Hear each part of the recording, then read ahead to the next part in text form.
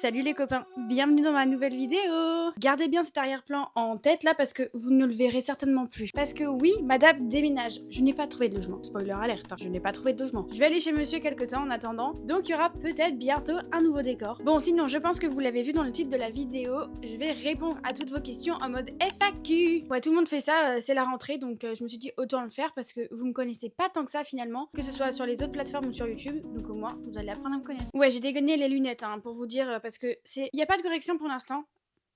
Je suis en train de me perdre, attendez. Il n'y a pas de correction pour l'instant, c'est que anti-lumière bleue. Et là, je vais sur mon ordi, donc je vais éviter de trop forcer avec mes yeux parce que j'ai besoin d'une correction. Je les attends, mes lunettes, elles arrivent mardi, le 30 septembre normalement. Donc en attendant, pour éviter de trop fatiguer mes yeux au niveau des écrans, en tout cas, je mets au moins les lunettes anti-lumière bleue. Bref, nous allons y aller. Oula, bon, elles sont un petit peu sales. Voilà, là c'est mieux. Bon, commencez pas à critiquer, cette fois-ci je suis pas maquillée, c'est pas possible, voilà. J'ai encore fait une petite réaction sur mon visage, je veux pas forcer. Bon, on est parti maintenant pour de vrai. Ça fait combien de temps que tu danses? Eh ben, ça fait 20 ans.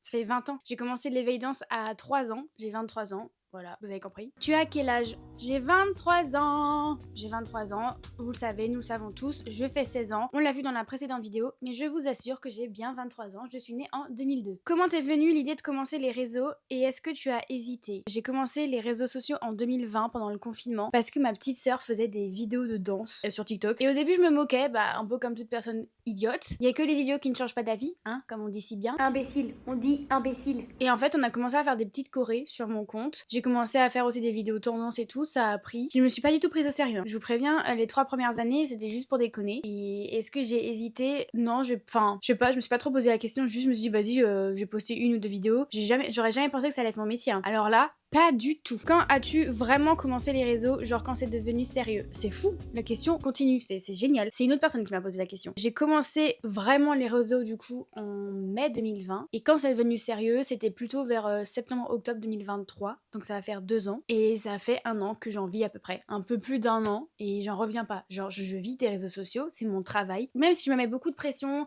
si des fois j'hésite etc, genre en mode est-ce que je publie, est-ce que je publie pas, enfin bref, j'ai eu pas mal de soucis avec ça et je pense qu'il faut juste que je me réaligne avec moi-même, que je prenne mon temps, que je souffle un peu et je pense que ça ira que mieux. Ça fait combien de temps que tu es avec ton copain? Eh ben le 4 octobre, sachez que ça va faire 6 ans. Pieds et poings liés, ça y est, ça fait 6 ans, là je pense que c'est plus que devenu sérieux. Que vous dire d'autre à part que ça fait 6 ans, enfin voilà, ça fait 6 ans, je suis avec lui depuis que j'ai 17 ans. Et lui aussi a 23 ans, voilà, lui aussi c'est un bébé en 2002. Comment tu as eu envie de faire de la danse? Ah, vous êtes trop choupi. Comment j'ai eu envie de faire de la danse? Eh ben comment vous dire que j'ai pas vraiment eu le choix. J'ai pas vraiment eu le choix dans le sens où ma mère est prof de danse. Ma mère a dansé pendant qu'elle était enceinte. J'ai été baignée dedans depuis toute petite et elle était prof d'éveil danse. Je crois qu'elle venait de commencer en plus, ça faisait pas longtemps. Et elle a dû se dire, je vais mettre ma fille à de l'éveil danse parce que c'est vrai que petit, il y a certains sports que tu peux pratiquer, mais l'éveil danse en tout cas pour tout ce qui est rythme, cohésion, avoir des copains et tout, c'est plutôt sympa. Et au final, j'ai été plongée dedans un peu par obligation, mais j'ai adoré. Finalement, j'adore la danse, c'est toute ma vie, c'est ma passion. Je me sens bien, je me sens alignée avec moi-même, je me sens à l'aise, je me sens hyper heureuse de faire ça, genre je suis trop contente de faire ça. J'ai envie que ce soit aussi mon autre métier, j'espère pouvoir faire un jour des prestats pour des marques, pour des chanteurs, des rappeurs, des rappeuses, des chanteuses, même des shows, enfin j'ai trop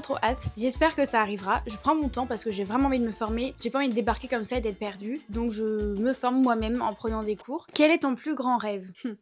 Est-ce que c'est bateau si je dis être heureuse? Parce que c'est complètement ça, voilà. J'ai qu'une envie, c'est d'être vraiment heureuse dans tout ce que j'entreprends, tout ce que je fais. J'ai aussi très envie de réussir ma vie. Alors pour moi, réussir ma vie, c'est avoir accompli ce que je voulais. Alors peut-être que mes envies vont changer, je sais pas. J'espère en tout cas être assez à l'aise financièrement pour pouvoir être tranquille et ne pas me dire putain, il faut que je paye encore mon loyer, il faut que je paye encore mes charges. Non, ok, j'ai payé mon loyer, mes charges, il me reste tant à vivre, c'est parfait, c'est exactement ce qu'il me faut. Je peux économiser, machin, enfin voilà, vous voyez ce que je veux dire. J'ai envie de réussir ma vie, d'être heureuse. Il y aura forcément des petites embuscades, des bûches, des machins, mais voilà, c'est un peu ça mon plus grand rêve. C'est pas un rêve, mais j'aimerais aussi tenter le cinéma. Je sais pas si ça va arriver un jour, peut-être, que c'est pas encore le moment. Bref, voilà, je kifferais commencer le cinéma et j'espère un jour pouvoir faire ça. Danse, création de contenu, cinéma, que du truc artistique et c'est exactement ce qui me convient. J'ai pas du tout envie d'être derrière un bureau, même si maintenant j'aime bien être sur mon bureau à faire le montage. J'avoue, maintenant j'ai trouvé un petit kiff sur mon ordinateur, j'aime bien. Bref, on s'éparpille. Comment as-tu fait pour continuer l'école après ton harcèlement? Vous êtes trop choupi, j'imagine que tu dois le vivre livre ou que tu connais quelqu'un qui l'a vécu, je suis vraiment désolée déjà. Pour toutes les personnes qui subissent du harcèlement, du cyberharcèlement, personne ne le mérite. Et souvent les harceleurs sont des personnes qui ne vont pas bien, qui ne sont pas bien dans leur peau. Et tout ce qu'ils trouvent à faire, c'est de rejeter sur les autres. Donc vous n'êtes pas le problème. Comment j'ai fait pour continuer l'école? J'ai toujours eu ce truc de je vais y arriver, ça va passer, c'est qu'une phase. Et même si je suis très anxieuse, j'espère ne plus l'être un jour. Et je vais tout faire pour programmer mon cerveau et ne plus l'être. J'étais déjà très anxieuse au collège, mais j'étais aussi très optimiste, positive dans le sens où je savais que c'était qu'une période. Et quand tu vois que ça se calme, de toute façon, après t'as envie de revenir en cours parce que tu t'es fait en fait quand même des copains, t'arrives à reprendre un rythme. J'avais pas trop le choix, hein. Fallait bien que j'aille en cours, que je réussisse mes évaluations, que je puisse avoir mon brevet, mon bac. Quelle option tu as pris en secondaire? Alors toi, t'es soit du Canada, soit suisse, parce que en secondaire, je me dis que c'est au lycée. Je n'avais pas encore les options. Moi, j'ai l'ancien bac, donc j'ai fait un bac SES et j'avais une option. Par contre, ça c'est vrai, c'était option danse que je n'ai pas pu passer vu que c'était le Covid, donc ils m'ont mis 20. Donc j'ai pas pris d'option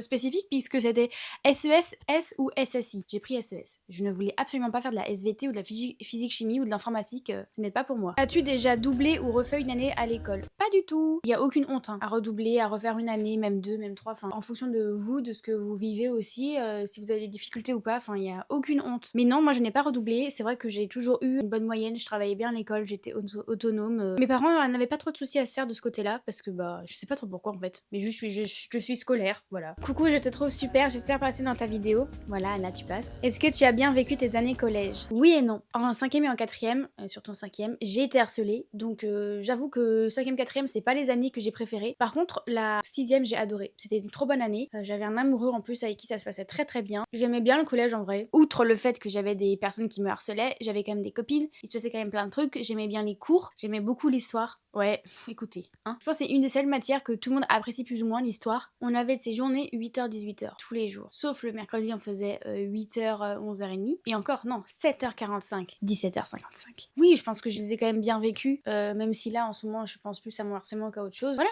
Je sais pas trop quoi dire d'autre en fait. Tu voulais faire quel métier quand tu étais enfant? I don't know. Certainement comme ma mère, prof de danse. Je sais qu'à un moment donné, je voulais être psychologue, sexologue. Mais ça, c'était plus au lycée. En 4e, j'ai vu Police, le film, et je me suis dit, faut que je travaille avec la brigade des mineurs. Sauf que, impossible. Je suis beaucoup trop sensible pour ça. Je sais pas comment les gens arrivent à se mettre une carapace et à essayer de prendre du recul, et je pense que c'est très compliqué pour eux. Après, je voulais être chanteuse, actrice, une star quoi, mais ça, bon. Je pense que toutes les petites filles, même les petits garçons, ont rêvé de ça un jour. Tu étais quel genre d'élève à l'école? J'étais une élève scolaire. Pipelette, grosse pipelette, ça c'était souvent dans mes bulletins. Mais vu que j'étais très bonne à l'école et que j'étais vachement scolaire, que j'aidais les autres, que j'étais autonome, etc., bah ça passait, voilà. Mais j'adorais discuter avec les copines, hein. Alors ça, je me retournais, je discutais, je racontais ma vie, je racontais la leur. Tu as des frères et sœurs? Oui, j'ai une petite sœur qui a 21 ans, qui s'appelle Agathe. C'est l'amour de ma vie, cette fille. On s'est beaucoup rapprochés, on se comprend beaucoup mieux qu'avant. Je pense qu'aussi c'est en grandissant, en vieillissant, parce que bon, on se supportait pas de ouf, on s'embrouillait beaucoup, même si on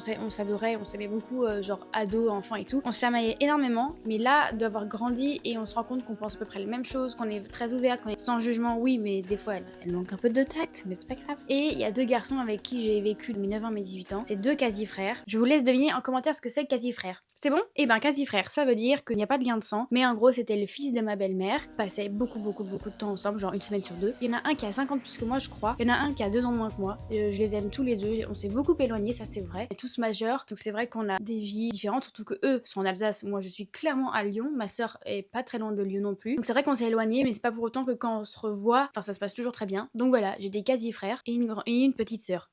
Carrément. Alors j'ai failli dire grande sœur parce qu'elle fait 1m70 et moi 1m63. Voilà. Et à chaque fois tout le monde croit que c'est elle la plus vieille. Pas du tout. Je continue. Comment gérer ces crises d'angoisse? Eh ben... Tu poses la question à la bonne personne, je n'en sais rien, d'accord? J'ai recommencé mes crises d'angoisse alors que c'était parti. Non, en réalité, je vais être un peu sérieuse. Comment gérer ces crises d'angoisse? Je sais pas trop, mais je sais que ce qui aide à calmer, à les ralentir, à éviter d'en refaire, c'est voir un professionnel de santé, comme un psy, un psychologue, donc psychiatre, psychothérapeute, hypnothérapeute, voir quelqu'un, un professionnel de santé qui peut t'aider et t'accompagner pour calmer tes angoisses, ton anxiété, etc.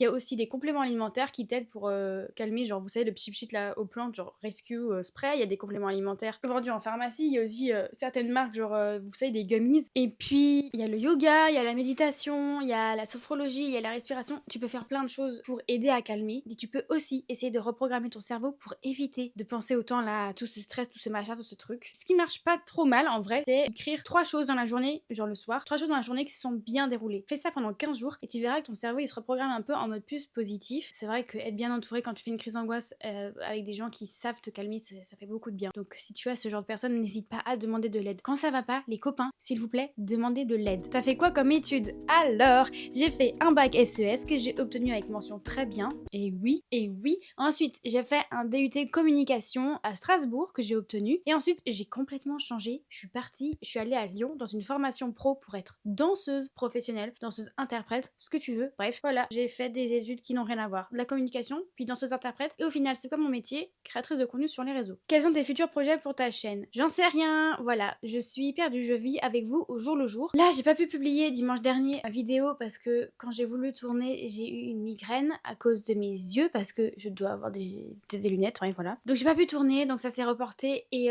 je pense qu'il faut quand même que j'arrête de vouloir vous les poster genre au final vite en retard le mercredi ou le jeudi. Donc aujourd'hui on est dimanche, il est midi, vous voyez la vidéo ou alors lundi ou mardi, enfin vous la voyez plus tard.